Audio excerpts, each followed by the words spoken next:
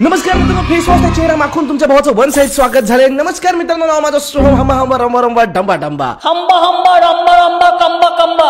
मंडळी, मी तुम्हाला सांगतोय नवीन शो बद्दल आज ज्याच्याबद्दल आपण बोलणार आहे. इमॅजिन करा, स्प्लिट्स विदाला तुम्ही एका खोलीमध्ये सोडलं, बिग बॉस त्या खोलीमध्ये सोडलं, बाहेरनं कडी लावून घेतली, ते दोघं जण त्या खोलीच्या बाहेर त्यांना गापकन एक लेकरू घेऊन आले, तर ते लेकरू कसं असेल?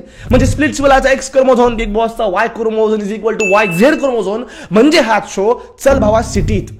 शोची कॉन्सेप्ट लय भारी आहे, मला जाम मजा येते. 10-12 शहरातले वन साइड टिपटॉप पोरी त्या सगळ्या पोरी घेतल्यात. 10-12 आपली गावरान पोरं आहेत, त्यांना एका घरामध्ये बंद केलंय. या पोरीनं त्यांना ग्रूम पण करायचे, टास्क पण लावल्या, जी मजा येते. आणि त्यात अरे होस्टिंग म्हणून श्रेयस भाऊ तळपदे डायरेक्ट पुष्पा विषय नादच नाही. मैं यहाँ किसी के पट्टे में टांग अड़ाने को नहीं आया, राज करने के लिए आया. मात्र प्रॉब्लेम असा की या शो मध्ये जे कंटेस्टंट घेतले आहेत, अहो या शो मध्ये त्यांना सिटी सुंदरी म्हणतात. ते सिटी सुंदरी कमी मेकअप उंदरी जास्त येतो.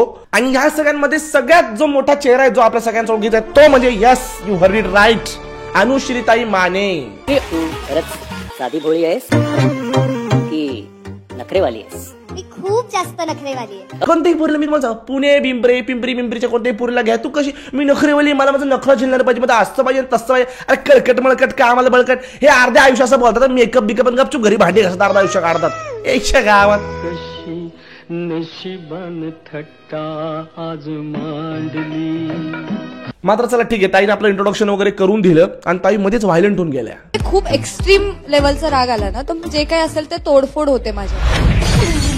मग मी जे टिप म्हणजे थोडक्यात काय का, ताईंचा कवटी बेणं कार्यक्रम आहे. ताई कधी पण व्हायलंट होऊन जाता आणि डायरेक्ट आडझोड वस्तू फेकायला लागतात. हे ऐकून त्या पुष्पाची बी फाटून गेली बिचाऱ्याची. मी जे टिपाईवर काही ठेवलं असेल मी ते सगळं असं साईडला लोटून देते, मग ते सगळं सांडतं फुटतं. आणि लोकांनी कमेंट मध्ये जे वन साइड प्रेम दिलंय, अक्को टक्को इडी गिडी गिडी गो इडी पाय चिकी चकचो. लोकांचं कधी कधी मला भीतीच वाटते. लोक कधी कोणाच्या काळात गपकन हात घालतील काही सांगता येत नाही भावा. या शो मध्ये एक टास्क होता मित्रांनो, की पोरी ज्या आहेत या रेग्युलरली मॉलमध्ये वगैरे जातात, यांच्या डोळ्याला पट्टी लावली. यांच्या डोळ्याला पट्टी लावून त्याला पोरला सांगायचं होतं की भैया आता तू ऑलिव्ह ऑइल घे किंवा मग पीनट बटर घे. आणि ते बिचारे गावाकडची पोर आहे, त्यांना माहित नाही. मात्र याच्यामध्ये जी गंमत झाली, या पोरीनं सतत कौतुक ऐकायची सवय. ओगो माझं क्युटीनं, ओगो माझी शिवनं, हॉटेल आला का मागं खुर्ची घ्यायचा, मग बसा. हे गावरान पोरं सोडले, खारी खाणाऱ्या माणसासमोर तुम्ही डार्क फॅन्टसी सोडली. वचा काय ना वाचकन तो मी करून चालणार नाही, मी अशीच आहे. मी पण असंच आहे. मग तुला मला आहे तसं एक्सेप्ट करायला, मला आहे असंच करावं लागलं. मला पहिल्याच दिवशी त्यासोबत भांडायचं नाहीये. हिने डायरेक्ट दणका देऊन टाकला. मग तू पण तसंच ऍक्सेप्ट कर. फालतूगिरी नाही चालणार इथं. इथं मूड स्विंग बीड स्विंग झेलायला नाही आलं. ही पोरनी ना नादच केलाय बरं का. मग काय झालं, ही अनुश्री माने किवी काय हे असं थोडस फ्रस्ट्रेट होऊन गेली. हा जो पोरगा आहे, हा जो भाई आपला आतर व्हायचं नाव वाटतं, हा एवढा खवचट आहे. याचा तुम्ही रिप्लाय बघा काय होता. कंट्रोल केलं म्हणजे इतकं कंट्रोल केलं, गावाकडे असतो ना त्यांना डोपाडली असते पोरं. तर मी दणका विषय चाललाय हा शो मध्ये, व्हायलंट होणार हा शो. पुढे जाऊन मी तुम्हाला सांगतो यांना काय दाखवून काय नाही दाखवू कळणारच नाही. Thanks to this girls lady गँग. आणि त्यात 12 12 गोष्टी. आता ही टास्क जी आहे ना, ही अनुश्रीची आणि अनुश्रीचा पार्टनर जिंकला होता. त्यांच्या 12च्या 12 गोष्टी बरोबर आल्या. अनुश्री तोंडात मध्ये मुरमुरे उडवल्यासारखं हु वगैरे केलं. तुझा अथर्व आहे भाऊ, तो नव्हता नॉर्मल बरं का, तो जरा सटकीचे. वरडायचं असतो आम्ही एवढं लांब आलो इकडे. मित्रांनो, यांच्याबद्दल आपण बोलतच राहणार आहोत. मात्र तुमच्या फायद्याची मला एक गोष्ट पटकन सांगायची. कान माझ्याकडे, डोळे माझ्याकडे, लक्ष माझ्याकडे. मित्रांनो, जर तुम्हाला वाटतं ना बऱ्याचदा भाई मी तुला सांगतो हे नाही होणार आहे आणि नाहीच होत, तुमचं प्रेडिक्शन जर एवढं पॉवरफुल असेल ना, तर मग हा ना ऍप वरती या ना.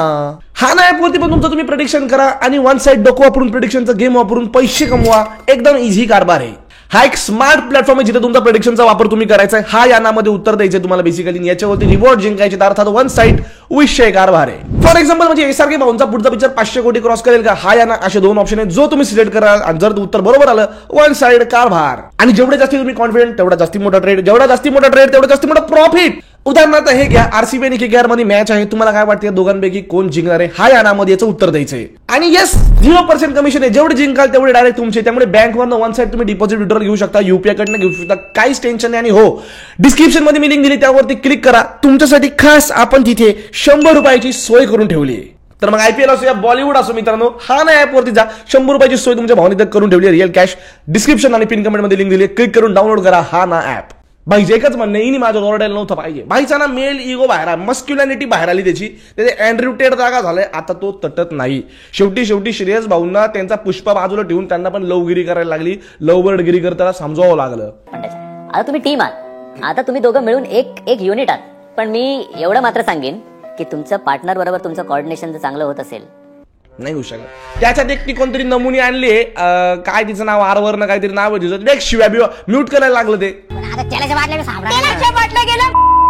आता त्या बिचाराला माहित नाही शिव्या द्यायची काय गरज आहे. यांना पाठवा बरं, यांना पाठवा, शेणानं घर सावराला पाठवा, गायचं दूध काढायला पाठवा, यांना जरा वावरा जाऊन पाणी भरायला लावा. यांच्याने हवा मांड्या टाईट झाल्या, यांना 2-2 दिवस जुलाब नाही लागले, माझं नाव सोम नाही, एका झटक्यात उन्हाळी फुटल यांना. बघा तुम्ही याच्यावर पण लोकांच्या कमेंट्स जगात भारी. आणि मी जिंदगीमध्ये पहिल्यांदा मित्रांनो कांद्यावरनं वाद होताना पाहिले, म्हणजे लिटरली कांद्यावरनं वांदे झाले असं म्हणायला हरकत नाही. हात जोड, हा अथर्व आहे ना, अथर्व, याच्यामुळं त्या घरामध्ये डायरेक्ट दंगल होणार आहे. या अथर्वला कांदा पाहिजे होता, त्यांनी कोणाला तरी सांगितलं मला कांदा दे. कांदाचे राहतो का तुम्हाला? ती तर एवढी ऑफेंड झाली का असं कसं सांगतो मला कांदा, मला प्लीज नाही म्हणला, त्याच्यावरनं वाद चालू झाले. तुम्हाला कसं सांगायला प्लीज तुम्ही मला कांदा कापून देता का, मला कांदा खायचा याच्यावर, की तुम्ही प्लीज हे करणार का.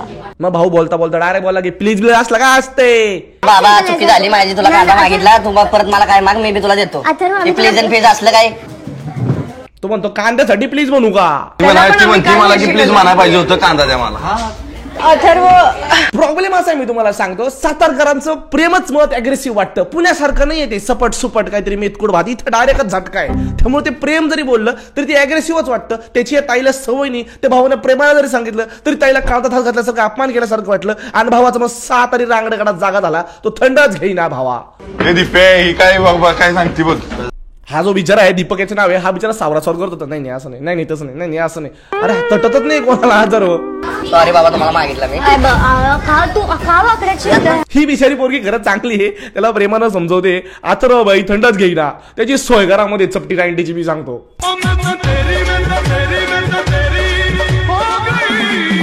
अजून एक गंमत होती मित्रांनो, बघा कसे आयुष्याचे असे खूप असे विलोभनीय क्षण आपण सगळे बघतो. या मुलांना, या पोरींना हॉटेलला डेटला घेऊन जायचं होतं आणि यांना एक मेंटॉर दिला होता, म्हणजे एक पोरगी या पोरांना मेंटॉर काहीतरी दिली होती. तिला सगळं समजवायचं होतं यांना की कसं असतं बाबा डेट, एका हॉटेलमध्ये कसं करायचं, काय करायचा विषय. एका मराठी रियालिटी शो मध्ये जोपर्यंत कोणी फॉरेनर असत नाही तोपर्यंत तो शो पूर्णच होत नाही. त्यामुळे हे एक आणलंय हायब्रिड कॉमेडी याच्यामध्ये एक सोडली, जिचं नाव जोआना आहे. आता ही भावाशी बोलते आहे. पाखिली चीज खुर्ची आणि do you like this restaurant. भावाचं इंग्लिश कशी मला माहित नाही, पण बाय द टाइम या भावाचा चेहरा बघता बाय द टाइम हा भाऊ हे घर सोडल, त्याचे मराठीचे पण काशी झालेली असणार आहे. शनी शिंगणापूर के आपके महिला चौतऱ्यावरती चढणे चाहती है वो आमके. आता अनुश्री जी आहे ही त्याला शिकवते की वेटरला कसं बोलवणार. वेटरला कसं बोलणार, एक्सक्यूज मी. ती त्याला एक्सक्यूज, आता मी वेटरला भैया इकडे आहे असं म्हणलं, आमचा भैया येतो. आता वेटरला एक्सक्यूज मी वगैरे मी तर जिंदगीत कधी बोललो नाही असं. भैया आपला भाई इकडे, भाई भावा इकडे, लगेच येतो नाही का. वेटर आम्ही वेटर. अनुश्री मानेला वेटर केले, परडेसाठी बिचारीला करावं लागतं नाही का. आता परडे भेटेल थोडाफार आपल्याला वेटरगिरी करावी लागणार आहे. ती त्याला बिचार चांगला समजवते. त्याचा रिप्लाय बघा. हॅलो सर, त्यांना बोल hi. Good night. Good night, खतम, टाटा, बाय बाय. अरे ती बिचारी त्याला चांगलं सांगते. हा तर असा का करतोय, हा तर काय विषय. Good night. मला असं वाटतं बाकीचे ना शो खेळायला गेले, अथर्व मध्ये फक्त येडी घ्यायला गेलाय. दिसलं का पट्ट्यात का येडीच घेतोय तो. अरे आले खतरनाक येऊ. सुगोई माखी रोल. सुगाई माकी रोल हे काय आहे हे मला आजपर्यंत माहिती नाही. मुळात त्याचं नावाच एवढं डेंजर का मी खाल्लं पण नसतं. मी म्हणलं तर बाई एक शेव भाजी, 2 आपल्या भाकरला 1 साइड मसाला पापड दे, कांदा दे, आयटम नंबर 1 नंबर. हे काय विषय बाई. सुकाई मकई मका रोल, बिका रोल, माकी रोल. आजच्या गावात साकी नाका भैया. अरे खाऊ राहिलो का औषध देऊ राहिलो. एक ताई तावामध्ये त्या पोरला चॉपस्टिक धरला, कसं हे सांगायला गेली होती. त्या पोरला 1 साइड चॉपस्टिक ऑलरेडी धरता येत होती. तुला सगळं येतं का. तुम्ही ना गावाकडच्या पोरांना खूप लाईटली घेताय. बाय द टाइम हा शो संपेल त्या पोरांना काय शिकवतील मला माहित नाही. पोरच 4 गोष्टी पूर्ण शिकवतील. पोरी गप जाऊन आपापल्या घरी भांडे बिंडे धुणं बिंड पोळपाट लाटणं सावरणं बिवरणं 1 साइड काम करतील. बघा डिमांड मध्ये येतील पोरी. एकदम डेटला गेला एक जण, अनुश्री सोबत एक जण डेटला गेला. भाई तो गेल्या क्षणी उठला हो. काय झालं मॅटर मी तुम्हाला सांगतो. तो बिचारा कधी डेटला गेली नाही. इथे मुलं गावाकडची मुलं बिचारी चांगली साधी भोळी आपली काहीतरी करताय शो मध्ये प्रयत्न पण करताय शिकता पण आहे. तो म्हटला तिला मी तुला सूप पाचतो. आता त्या बिचाराला चमच्यानं सूप कसं पाचायचं माहित नसेल किंवा हिला प्यायची अक्कल नसेल ते थोडंसं सांडलं ही झाली हायपर. याच्यावरती भावाच्या वाक्यासाठी भावाला झोपून नमन आहे माझं. त्या चिडल्या द्या चिडल्या तर चिडल्या मग म्हणलं प्या आलं तर बसा.